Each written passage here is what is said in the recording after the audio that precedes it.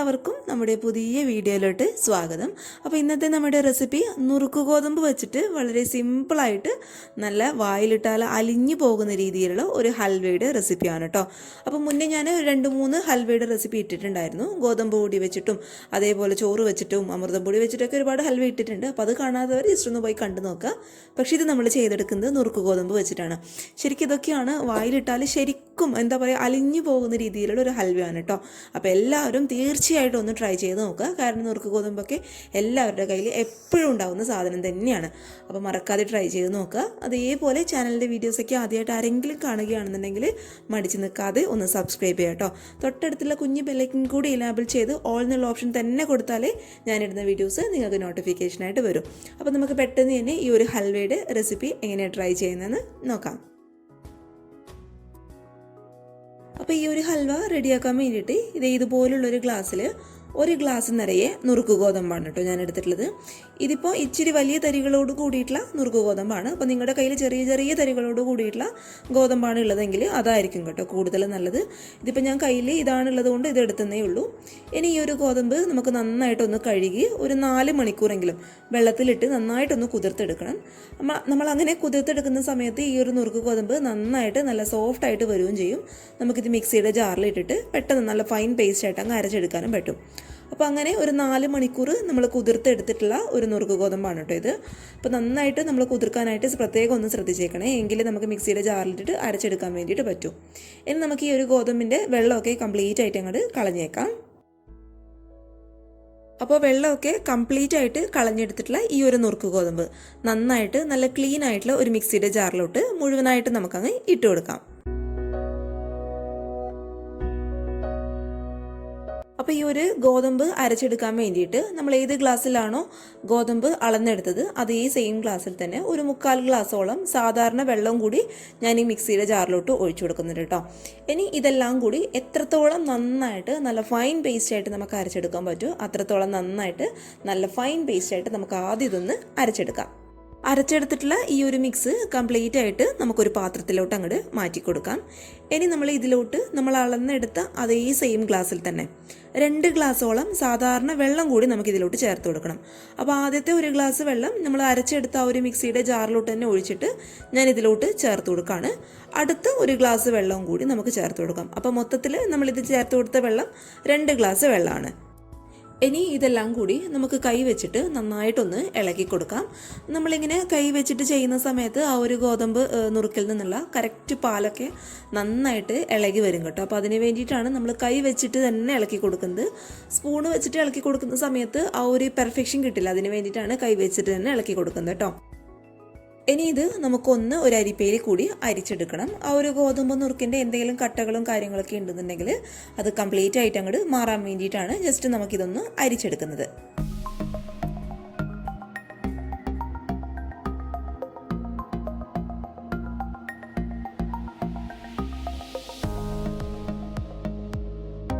അപ്പോൾ പാല് മുഴുവനായിട്ട് അരിച്ചെടുത്തിട്ടുള്ള ആ ഒരു ഗോതമ്പ് നുറുക്കിൻ്റെ വേസ്റ്റാണ് കേട്ടോ അത് നമുക്കൊന്നുകൂടി മിക്സിയുടെ ജാറിലോട്ട് ഇട്ട് കൊടുക്കാം. ഇനി ഇതിലോട്ട് നമ്മൾ നേരത്തെ അളന്നെടുത്ത അതേ ഗ്ലാസ്സിൽ തന്നെ ഒരു 1/2 ഗ്ലാസ് വെള്ളവും കൂടി ചേർത്തിട്ട് നമുക്ക് നന്നായിട്ട് നല്ല ഫൈൻ പേസ്റ്റായിട്ട് ഒന്നുകൂടി ഒന്ന് അരച്ചെടുക്കാം. അപ്പോൾ അങ്ങനെ അരച്ചെടുത്തിട്ടുള്ള മിക്സ് വീണ്ടും നമുക്ക് അരിപ്പയിൽ കൂടി ആ ഒരു നമ്മൾ നേരത്തെ അരിച്ചെടുത്ത ആ ഒരു പാലിലോട്ട് തന്നെ ചേർത്ത് കൊടുക്കാം. അപ്പോൾ ഈ ഒരു പാലെല്ലാം കൂടി ഒരു തവണ കൂടി നമുക്കൊന്ന് അരിച്ചെടുക്കണം കേട്ടോ. കാരണം നമ്മൾ എത്രത്തോളം അരിച്ചെടുക്കുന്നോ അത്രത്തോളം നമ്മൾ ഹൽവ നന്നായിട്ട് നല്ല സോഫ്റ്റായിട്ട് വരിക ചെയ്യൂ.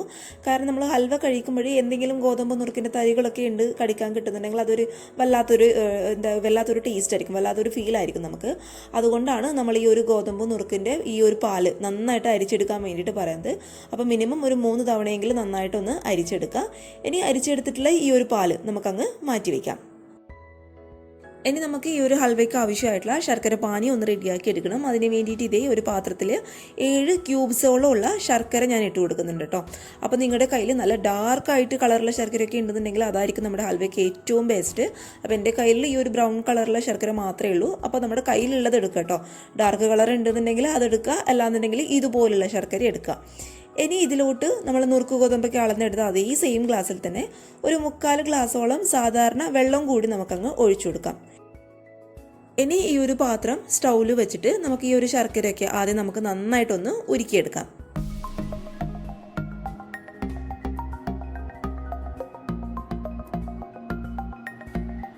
അപ്പോൾ നമ്മുടെ ശർക്കരയൊക്കെ ഇതേ നന്നായിട്ട് ഉരുകി വന്നിട്ടുണ്ട്. ഇനി ഇത് നമുക്കങ്ങ് മാറ്റി വയ്ക്കാം. അപ്പോൾ നമുക്കിനി ഹൽവ റെഡിയാക്കാൻ വേണ്ടിയിട്ട് തുടങ്ങാം. അതിനായിട്ട് ഇതേ സ്റ്റൗവിൽ നന്നായിട്ട് നല്ല ക്ലീൻ ആയിട്ടുള്ള ഒരു പാനോ പാത്രമോ വെച്ച് കൊടുക്കാം. അതിലോട്ട് നമ്മൾ നേരത്തെ അരിച്ച് മാറ്റി വെച്ച ഈ ഗോതമ്പ് നുറുക്കിൻ്റെ പാല് കംപ്ലീറ്റ് ആയിട്ട് നമുക്ക് ഇതിലോട്ട് അങ്ങോട്ട് ഒഴിച്ചു കൊടുക്കാം. ഇനി ഇതിലോട്ട് നമ്മുടെ ഹൽവയുടെ മധുരം ഒന്ന് ബാലൻസ് ആക്കി ഇട്ടാൻ വേണ്ടിയിട്ട് ഒരു നുള്ളു ഉപ്പ് ഞാൻ ഇട്ട് കൊടുക്കുന്നുണ്ട് കേട്ടോ. അപ്പോൾ ചിലരെടുക്കുന്ന ശർക്കരയിൽ ഓൾറെഡി ഉപ്പിൻ്റെ കണ്ടൻറ്റ് ഉണ്ടാവും. അപ്പോൾ അങ്ങനെയുള്ളവർ എക്സ്ട്രാ ഉപ്പ് ചേർത്ത് കൊടുക്കേണ്ട ആവശ്യമില്ല. എൻ്റെ ഇപ്പോൾ ഉപ്പില്ലാത്ത ശർക്കരയാണ് കേട്ടോ, അതുകൊണ്ടാണ് ഈ ഒരു ഉപ്പ് ഞാൻ എക്സ്ട്രാ ചേർത്ത് കൊടുക്കുന്നത്. ഇനി ഇത് നമ്മൾ കൈവിടാതെ നന്നായിട്ട് ഇളക്കി കൊടുത്തുകൊണ്ടേ ഇരിക്കുക. കാരണം ഇതിലിത് ഗോതമ്പ് നുറുക്കിൻ്റെ പാലായതുകൊണ്ട് നമ്മളിത് അത്യാവശ്യം ചൂടാവുന്ന സമയത്ത് പെട്ടെന്ന് കട്ട പിടിച്ച് പോകാനുള്ള ചാൻസ് ഉണ്ട്. അപ്പോൾ അത് ഒഴിവാക്കാൻ വേണ്ടിയിട്ട് കൈവിടാതെ നന്നായിട്ടൊന്ന് മിക്സ് ചെയ്ത് കൊടുക്കുക കേട്ടോ. നമ്മൾ ഈ ഒരു പാല് ഒന്ന് ചൂടാവുന്ന സമയത്താണ് നമ്മൾ നേരത്തെ ഉരുക്കി വെച്ചിട്ടുള്ള ശർക്കര പാനി നമ്മൾ ഇതിലോട്ട് ചേർത്ത് കൊടുക്കുന്നത്. അപ്പോൾ ഈ ഒരു പാല് അത്യാവശ്യം ഒന്ന് ചൂടായി വരട്ടെ.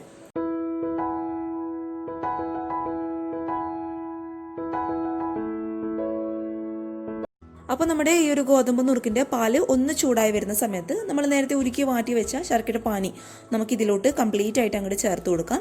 പിന്നെ ചേർത്ത് കൊടുക്കുമ്പോൾ ശ്രദ്ധിക്കുക, തീ ഏറ്റവും ലോ ഫ്ലെയിമിലോട്ട് മാറ്റുക. എന്നിട്ട് ശർക്കര പാനി ഒഴിക്കുന്ന ആ ഒരു സമയം തന്നെ നന്നായിട്ട് ഇളക്കി കൊടുക്കുക കേട്ടോ. കാരണം നമ്മുടെ ഈ ഒരു ഗോതമ്പ് നുറുക്കിൻ്റെ പാലും നമ്മുടെ ശർക്കര പാനിയും പെട്ടെന്ന് കട്ട പിടിച്ച് പോകുന്ന ഒരു സാധനമാണ്. അതുകൊണ്ട് ഒഴിക്കുന്ന ആ ഒരു സമയം തന്നെ നന്നായിട്ട് അങ്ങോട്ട് മിക്സ് ചെയ്ത് കൊടുക്കുക.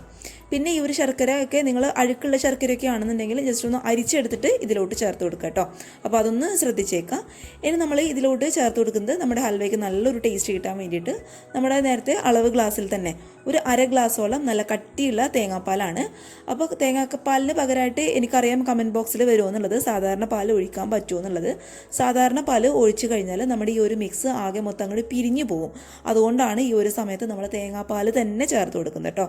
അപ്പോൾ തേങ്ങാപ്പാലാണ് നമ്മുടെ ഹൽവയ്ക്ക് നല്ലൊരു ടേസ്റ്റ് കൊടുക്കുക. അപ്പോൾ അര ഗ്ലാസോളം തേങ്ങാപ്പാലും കൂടി ചേർത്തിട്ട് നമുക്കിത് നന്നായിട്ടൊന്ന് ഇളക്കി കൊടുക്കാം.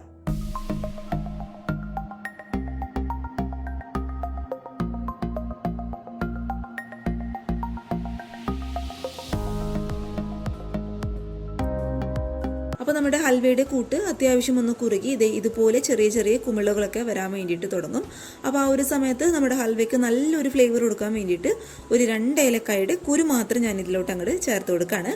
അപ്പോൾ നിങ്ങളുടെ കയ്യിൽ ഏലക്ക പൊടിച്ചത് ഉണ്ടെന്നുണ്ടെങ്കിൽ ഒരു 1/4 ടീസ്പൂണോളം ഇട്ട് കൊടുത്തോളൂ കേട്ടോ. പിന്നെ ഒരു 3-4 അണ്ടിപ്പരിപ്പ് ചെറുതായിട്ട് കട്ട് ചെയ്തതും കൂടി നമുക്ക് ഇതിലോട്ട് അങ്ങോട്ട് ചേർത്ത് കൊടുക്കാം. ഇനി ഞാനിതിലോട്ട് ചേർത്ത് കൊടുക്കാൻ പോകുന്നത് കുറച്ച് തേങ്ങാക്കൊത്താണ് കേട്ടോ. അപ്പോൾ നമ്മൾ ഹൽവ കഴിക്കുമ്പോൾ തേങ്ങാക്കൊത്ത് കടിക്കാൻ ഇഷ്ടമുള്ളവർ തേങ്ങാക്കൊത്ത് ചേർത്ത് കൊടുക്കുക. ഇനി അത് ഇഷ്ടമില്ലാത്തവർ ഈ ഒരു സ്റ്റെപ്പ് അങ്ങോട്ട് അവോയ്ഡ് ചെയ്യുക. അപ്പോൾ അതിന് പകരമായിട്ട് കുറച്ചും കൂടി അണ്ടിപ്പരിപ്പ് നിങ്ങൾക്ക് ചേർത്ത് കൊടുക്കുക കേട്ടോ. അപ്പോൾ ഇതെല്ലാം കൂടി നന്നായിട്ടൊന്ന് മിക്സ് ചെയ്ത് കൊടുക്കുക.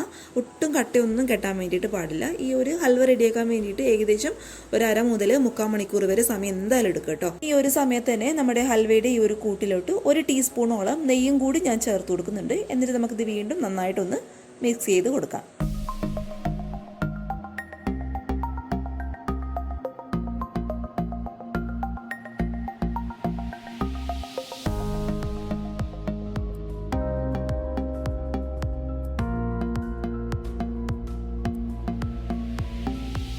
അപ്പോൾ നമ്മുടെ ഹൽവയുടെ കൂട്ട് ഇവിടെ റെഡി ആയിട്ടുണ്ട്. ഇത് കറക്റ്റായിട്ട് എങ്ങനെ മനസ്സിലാവുമെന്ന് വെച്ചാൽ നമ്മൾ സ്പൂണ് വെച്ചിട്ട് ഇങ്ങനെ ഇളക്കുന്ന സമയത്ത് ആ ഒരു കൂട്ട് എല്ലാം കൂടി അങ്ങോട്ട് ഒരുമിച്ച് കറങ്ങണം കേട്ടോ. പാനിലൊന്നും ഒട്ടിപ്പിടിക്കാതെ ഒരേ വശത്ത് ഒരുപോലെ അങ്ങോട്ട് കറങ്ങണം. അതാണ് ഹൽവയുടെ കൂട്ടിൻ്റെ കറക്റ്റ് പരുവം എന്ന് പറയുന്നത്. പിന്നെ നെയ്യ് എന്ന് പറയുന്നത് ഒരു 4 ടീസ്പൂണോളം നെയ്യ് ഞാൻ ഇതിലോട്ട് അങ്ങോട്ട് ചേർത്ത് കൊടുത്തിട്ടുണ്ട്. നമ്മൾ ഈ ഒരു മിക്സ് ഒന്ന് കുറുകുന്ന സമയത്ത് നെയ്യ് പതുക്കെ അങ്ങോട്ട് ചേർത്ത് കൊടുത്താൽ മതി. ഇനി ഇത് ചൂടോട് കൂടി തന്നെ നമ്മൾ ഏത് പാത്രത്തിലാണോ ഹൽവ സെറ്റ് ചെയ്യാൻ വേണ്ടിയിട്ട് പോകുന്നത് ആ ഒരു പാത്രത്തിൽ നമുക്ക് മാറ്റി കൊടുക്കാം. അപ്പോൾ ഈ ഒരു പാത്രത്തിലാണ് നമ്മുടെ ഹൽവ സെറ്റ് ചെയ്തെടുക്കാൻ വേണ്ടിയിട്ട് പോകുന്നത്. അപ്പോൾ ഹൽവ ആയിക്കഴിഞ്ഞാൽ പെട്ടെന്ന് അങ്ങോട്ട് വിട്ട് കിട്ടാൻ വേണ്ടിയിട്ട് കുറച്ച് എണ്ണയൊന്ന് ഇതിലോട്ട് നിന്ന് തടവി കൊടുക്കുക കേട്ടോ. അപ്പോൾ നെയ്യൊക്കെ തടവി കൊടുക്കുകയാണെന്നുണ്ടെങ്കിൽ നമ്മുടെ ഹൽവയ്ക്ക് ഒരു പ്രത്യേക ടേസ്റ്റ് ആയിരിക്കും. ഞാൻ എന്തായാലും എണ്ണയാണ് കേട്ടോ തടവി കൊടുക്കുന്നത്. എന്നിട്ട് ചൂടോട് കൂടി തന്നെ നമ്മുടെ ഹൽവയുടെ ആ ഒരു കൂട്ട് നമുക്കിതിലോട്ട് മുഴുവനായിട്ട് അങ്ങോട്ട് ഒഴിച്ചു കൊടുക്കാം. ഇനി ഇതുപോലുള്ള ഒരു സ്പൂണിൻ്റെ ബാക്ക് സൈഡിൽ കുറച്ച് ഓയിലൊന്ന് തടവി കൊടുത്തതിന് ശേഷം ജസ്റ്റ് ഒന്ന് ഷേപ്പ് ചെയ്ത് കൊടുക്കുക കേട്ടോ. എല്ലാ ഭാഗത്തും ഒരുപോലെ ആക്കി കൊടുക്കുക. നമ്മൾ ഓയിൽ സ്പൂണിൻ്റെ ബാക്കിൽ എന്തിനാണ് തടവുന്നത് വെച്ചാൽ നമ്മുടെ ഈ ഒരു ഹൽവയുടെ കൂട്ട് സ്പൂണിൽ ഒട്ടിപ്പിടിക്കാതിരിക്കാൻ വേണ്ടിയിട്ടാണ്.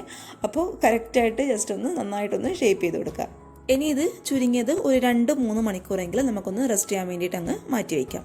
നമ്മുടെ ഹൽവയുടെ ആ ഒരു ചൂടൊക്കെ കംപ്ലീറ്റ് ആയിട്ട് മാറി ഹൽവ നന്നായിട്ട് സെറ്റായിട്ട് വന്നിട്ടുണ്ട്. ഇനി ഇത് നമുക്ക് മറ്റൊരു പാത്രത്തിലോട്ട് അങ്ങോട്ട് മാറ്റി കൊടുക്കാം കേട്ടോ. നമ്മൾ ജസ്റ്റ് പാത്രം ഇങ്ങനെ കമിഴ്ത്തുമ്പോൾ തന്നെ അത് ആ ഒരു നമ്മൾ വെളിച്ചെണ്ണയൊക്കെ തടവി കൊടുത്തുകൊണ്ട് പെട്ടെന്ന് അങ്ങോട്ട് വിട്ട് വന്നോളും. അപ്പോൾ ഇതേ നല്ല സോഫ്റ്റ് ആയിട്ടുള്ള നല്ല സ്മൂത്തായിട്ടുള്ള നല്ല അടിപൊളിയായിട്ടുള്ള ഹൽവ നമ്മുടെ റെഡി ആയിട്ടുണ്ട്. നല്ലൊരു കിഡിലൻ ഹൽവ തന്നെയാണ് കേട്ടോ. ശരിക്കും നമ്മുടെ എന്താ പറയുക, വായിലിട്ടാൽ അലിഞ്ഞു പോകുന്ന രീതിയിലുള്ള ഹൽവ തന്നെയാണ്. നമുക്കിതിനെ ഒന്ന് കട്ട് ചെയ്തിട്ട് ഞാൻ കാണിച്ചു തരാം. ഇതൊക്കെ കാണുമ്പോൾ തന്നെ മനസ്സിലാവുന്നുണ്ടാവും എത്രത്തോളം സോഫ്റ്റ്നെസ് ആണ് ഈ ഒരു ഹൽവയ്ക്കുള്ളത് നല്ലത്. നമ്മൾ കൈ വെച്ചിട്ട് ഇങ്ങനെ ചെയ്യുന്ന സമയത്ത് വിഗ്ലി ആയിട്ട് കളിക്കണം. അതാണ് ഹൽവയുടെ കറക്റ്റ് പരുവെന്ന് പറയുന്നത്. ഈ ഒരു ഹൽവയ്ക്ക് വായിലിട്ടാലുണ്ടല്ലോ അതങ്ങോട്ട് നമ്മൾ ചവയ്ക്കേണ്ട ആവശ്യമൊന്നുമില്ല, അതങ്ങോട്ട് അലിഞ്ഞു പോകും കേട്ടോ. അത്രയും സോഫ്റ്റ്നെസ് ആണ് ഈ ഒരു ഹൽവയ്ക്ക്. അപ്പോൾ തീർച്ചയായിട്ടും നല്ല മസ്റ്റായിട്ട് എല്ലാവരും ഒന്ന് ട്രൈ ചെയ്ത് നോക്കുക. ഗോതമ്പ് നുറുക്കൊക്കെ നമ്മുടെ കയ്യിൽ എപ്പോഴും ഉള്ള സാധനം തന്നെയാണ്. അപ്പോഴത്തെ മറക്കാതെ ഒന്ന് ട്രൈ ചെയ്ത് നോക്കുക. അപ്പോൾ എല്ലാവർക്കും ഈ ഒരു ഹൽവയുടെ റെസിപ്പി ഇഷ്ടപ്പെട്ടു എന്ന് വിശ്വസിക്കുന്നു. ഇഷ്ടപ്പെട്ടാൽ വീഡിയോയുടെ താഴെ കാണുന്ന ലൈക്ക് ബട്ടണിൽ മറക്കാതെ ഒന്ന് പ്രസ് ചെയ്തേക്കണേ. അതേപോലെ ചാനലിൻ്റെ വീഡിയോസൊക്കെ ആദ്യമായിട്ട് ആരെങ്കിലും കാണുകയാണെന്നുണ്ടെങ്കിൽ ഇഷ്ടപ്പെട്ടാൽ ചാനലൊന്ന് സബ്സ്ക്രൈബ് ചെയ്യുക. കൂടാതെ തൊട്ടടുത്തുള്ള കുഞ്ഞ് ബെല്ലൈക്കണും കൂടി ഇനേബിൾ ചെയ്ത് ഓൾന്ന് തന്നെ ക്ലിക്ക് ചെയ്യണം കേട്ടോ. എങ്കിലും ഞാനിടുന്ന വീഡിയോസിൻ്റെ നോട്ടിഫിക്കേഷൻ നിങ്ങൾക്ക് പെട്ടെന്ന് വരുള്ളൂ. അതേപോലെ ഈ ഒരു ഹൽവയുടെ റെസിപ്പി ഇഷ്ടപ്പെട്ടാൽ നിങ്ങളുടെ ഫാമിലിയും ഫ്രണ്ട്സൊക്കെ ആയിട്ട് വീഡിയോ ഒന്ന് ഷെയർ ചെയ്ത് കൊടുക്കുക. കൂടാതെ എൻ്റെ ഫേസ്ബുക്ക് പേജും ഒന്ന് ഫോളോ ചെയ്യും കേട്ടോ. ഫേസ്ബുക്ക് പേജിൻ്റെ ID ഞാൻ താഴെ ഡിസ്ക്രിപ്ഷൻ ബോക്സിൽ കൊടുക്കാം.